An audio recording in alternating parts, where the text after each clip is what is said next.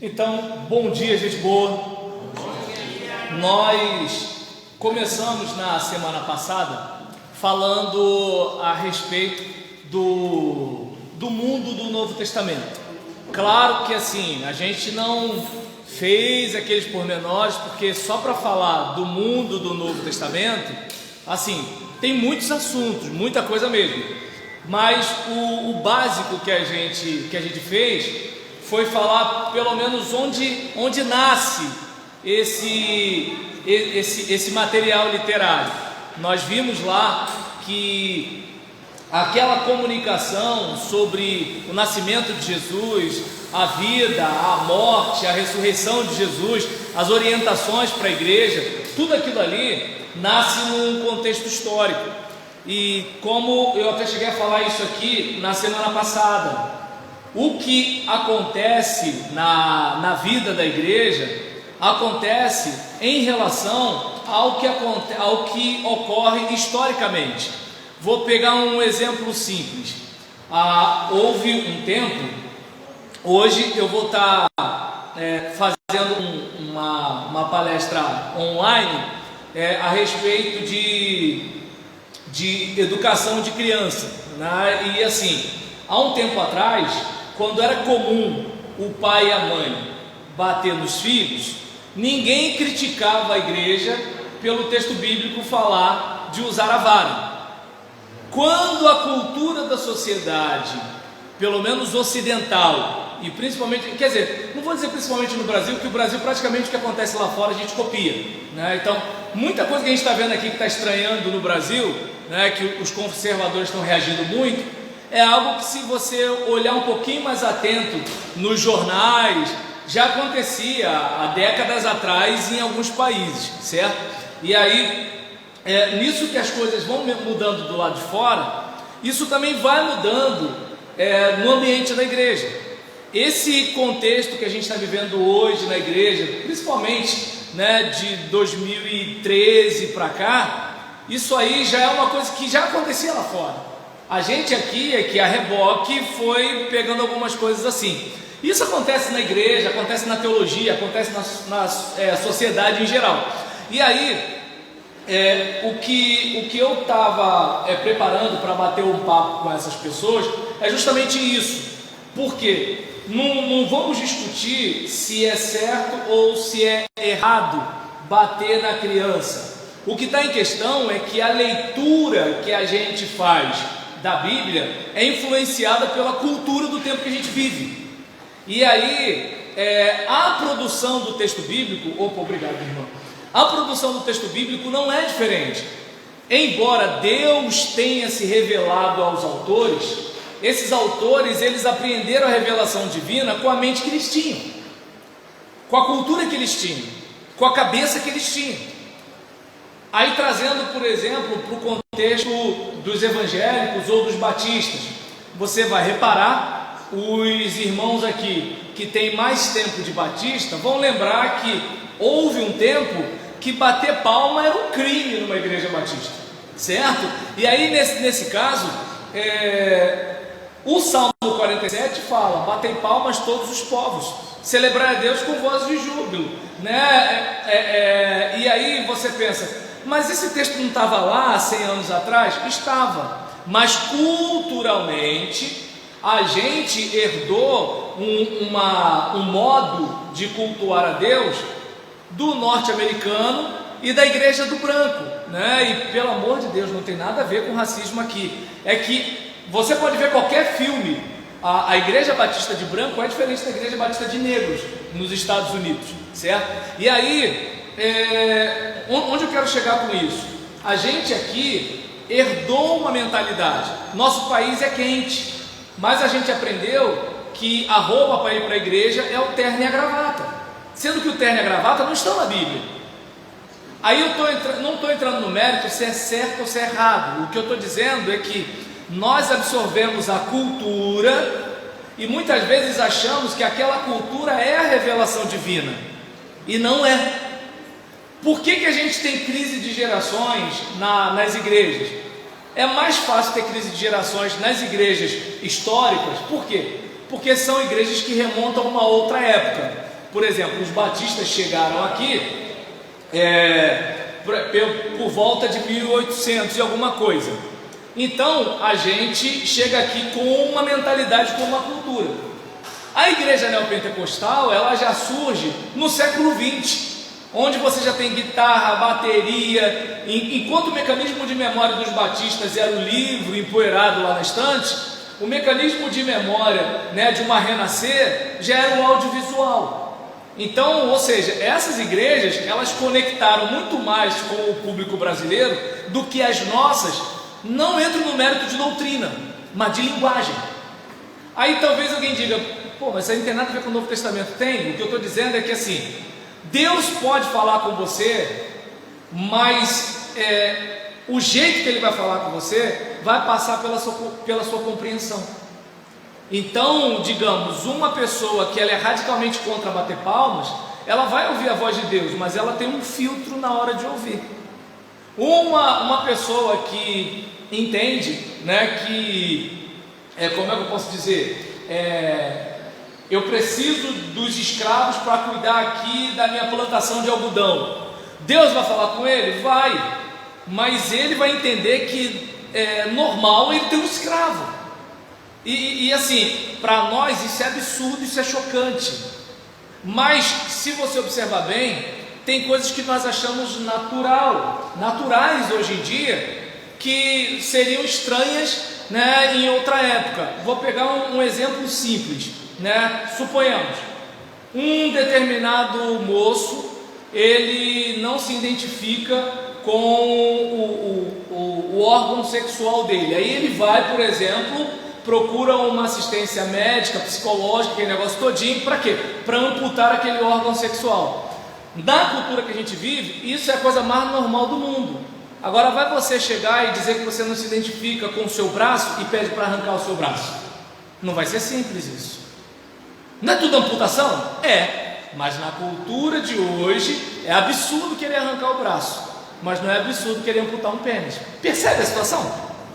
Então, assim, é tudo amputação, mas a cultura desse tempo é diferente. Tanto que é diferente que isso que eu estou falando pode ser até interpretado como homofobia, e não é. Eu só estou falando de cultura.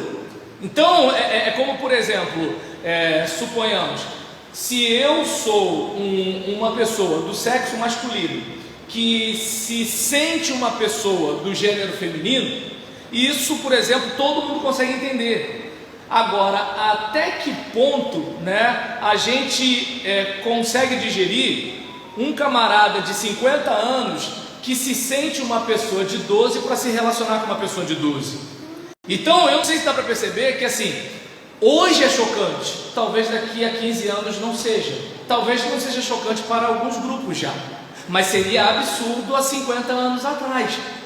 Então, o que eu estou querendo dizer com isso? Que Deus está sempre falando, a questão é como a gente está ouvindo, e isso é algo que não tem a ver com Deus, isso tem a ver com a cultura do nosso tempo. Então, por isso que existem coisas, aí voltando ao que eu tinha começado a falar aqui, sobre a palestra que eu vou dar hoje à noite, a respeito do bater ou não bater.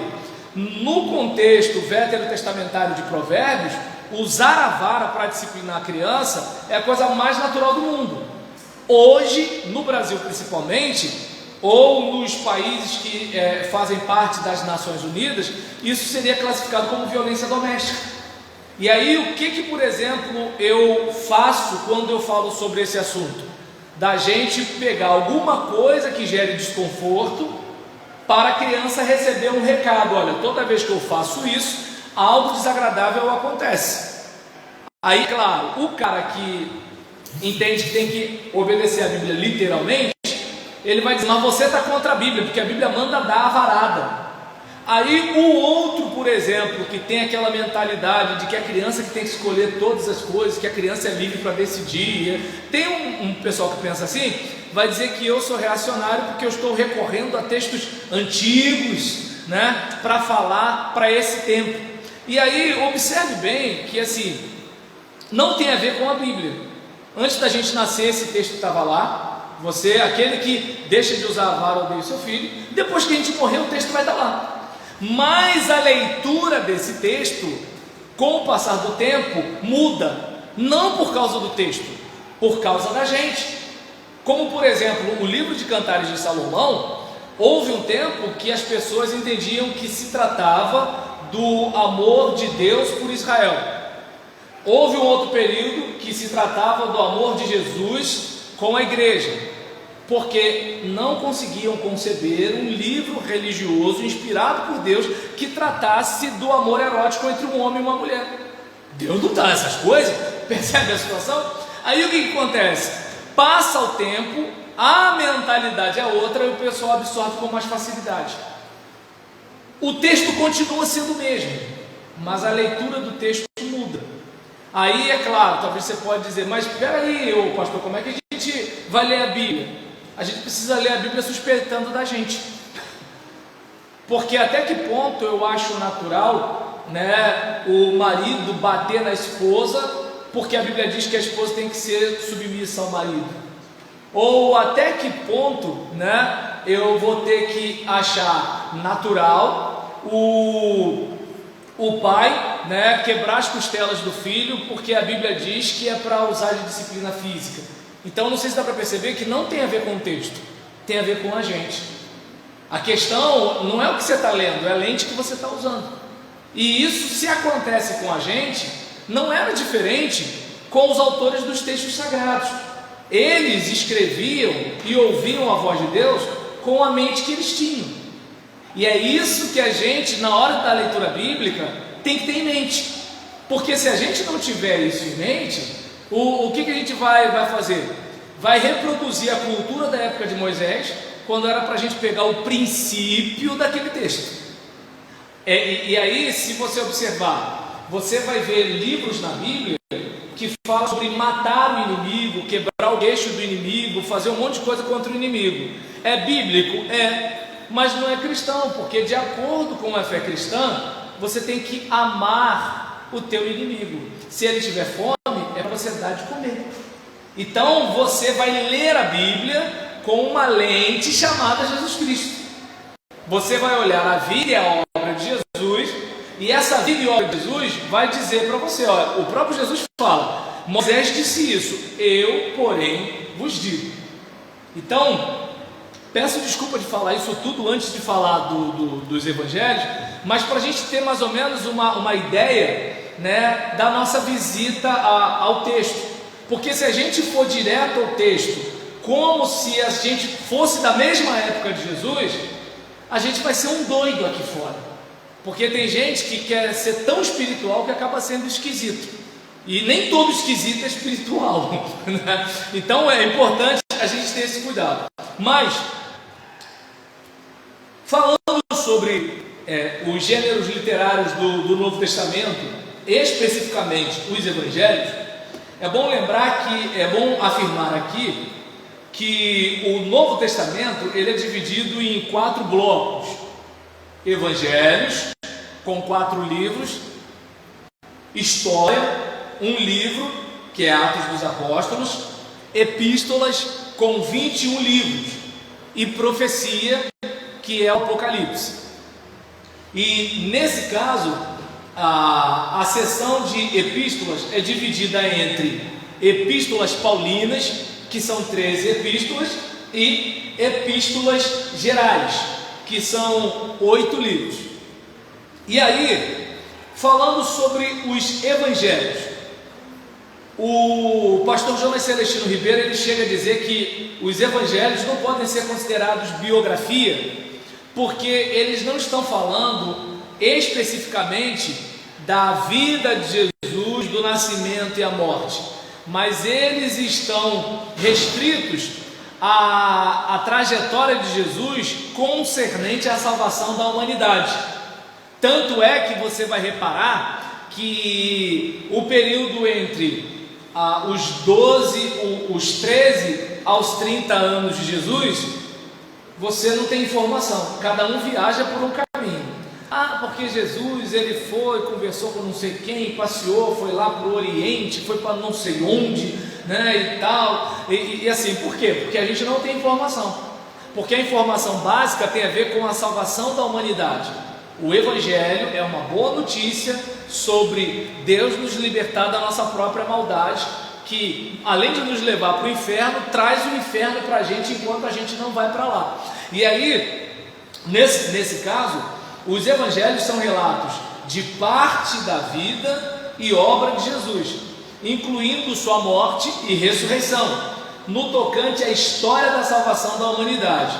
São 4 autores diferentes, em momentos diferentes, com perspectivas e leitores diferentes. Tanto que é muito comum pessoas que querem caçoar do crente falar assim: não, mas espera aí, o Mateus fala de um jeito, Marcos de outro, João de outro, Lucas de outro, eles estão falando do mesmo Jesus? Não vou muito longe. Digamos que de repente aconteça algo aqui hoje e cada um vá para a sua casa contar o que aconteceu. Ninguém vai contar igual. Significa que as pessoas estão mentindo? Não. Significa que a nossa memória é fluida, ela não é uma coisa estática, aquilo assim, ó, aconteceu isso, depois aquilo outro. Não, a gente fala de acordo com a nossa interpretação. Não, porque não tem o Joãozinho é debochado, você sabe, né? E às vezes o Joãozinho nem debochou, mas o cara que já não gosta do Joãozinho, já botou um defeito no Joãozinho. O outro que gosta do Joãozinho, porque, pô, Joãozinho é tão gente boa, e ele estava lá tentando explicar, mas aquela miserável, daquela fofoqueira, e aí desqualifica a outra. Ou seja, é o mesmo fato, mas as versões são outras. Então é algo que assim, isso é comum. Não estou dizendo que não haja quem o faça com má intenção, mas agora, mesmo pessoas bem intencionadas, elas têm versões do fato.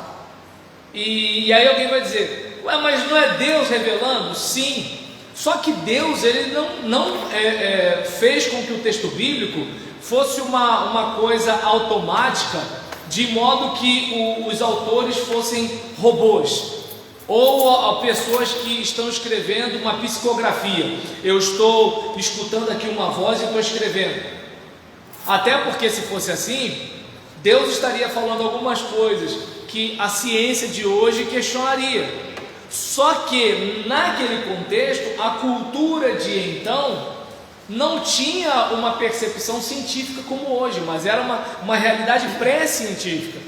Então observe que Deus está falando com a humanidade de acordo com a capacidade dessa humanidade perceber.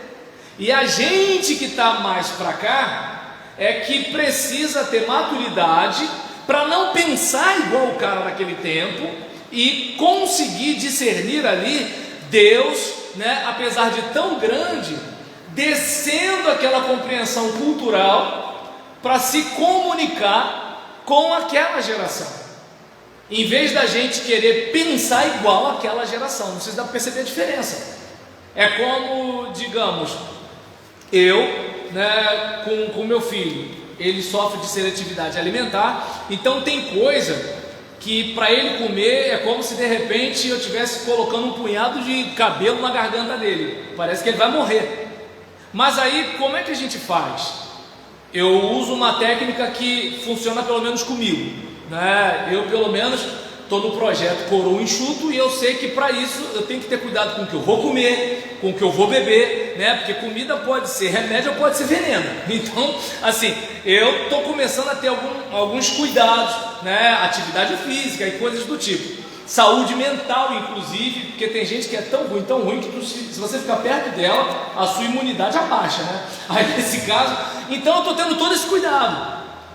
Aí, só que eu estou me liderando. Meu filho é uma criança. Então eu uso uma técnica comigo que eu estou fazendo com ele só que externamente, que é o pedágio. Ou seja, antes de uma coisa muito prazerosa que é difícil resistir, vamos fazer uma coisa que não é tão prazerosa, mas é melhor para a gente. Minha mãe tinha uma frase: primeiro a obrigação, depois a diversão. Então, por exemplo, eu vou lá comer aquele monte de coisa saborosa. Primeiro eu me encho de salada. Entende como é que é o negócio?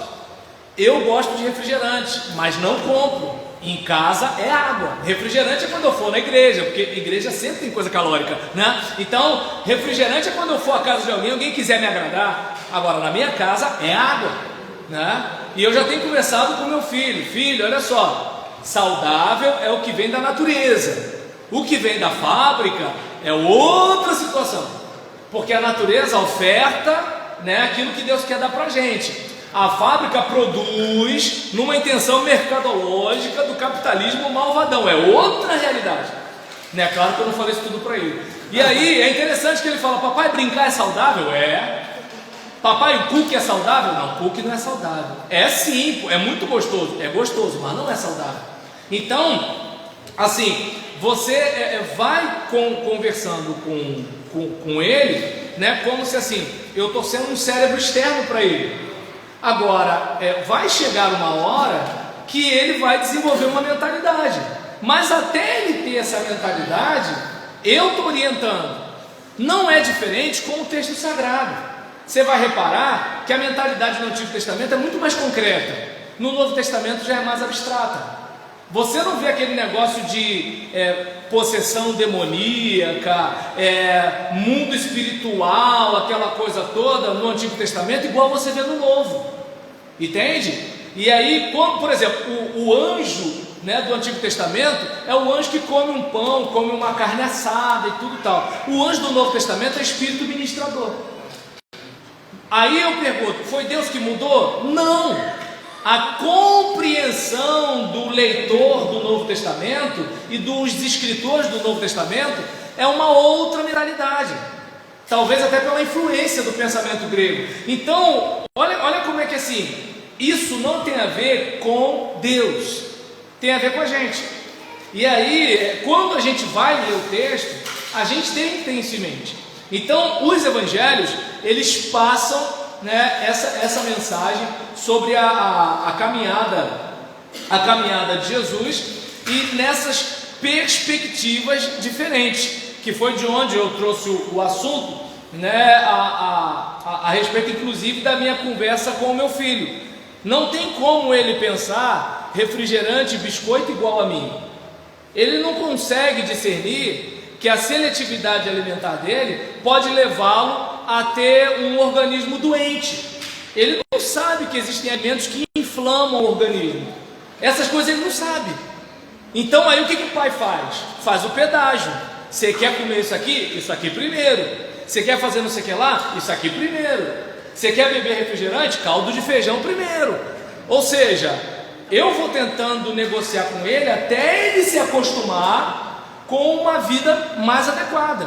Por quê? Eu como ovo cozido sem sal e batata doce porque eu tenho em mente o que eu quero para o meu futuro. Eu quero chegar aos 60 anos e agradecer esse cara de 48. Eu não quero ser o cara de 60 anos que fala assim: ô Roberlan, você de 48, hein, você acabou comigo. Eu não quero ser esse cara. Deu para entender? Isso, eu quero ser bonito igual o Márcio José, né, fazendo papagaiada. E aí nesse caso, a respeito disso, né, a gente tem nos evangelhos essa perspectiva.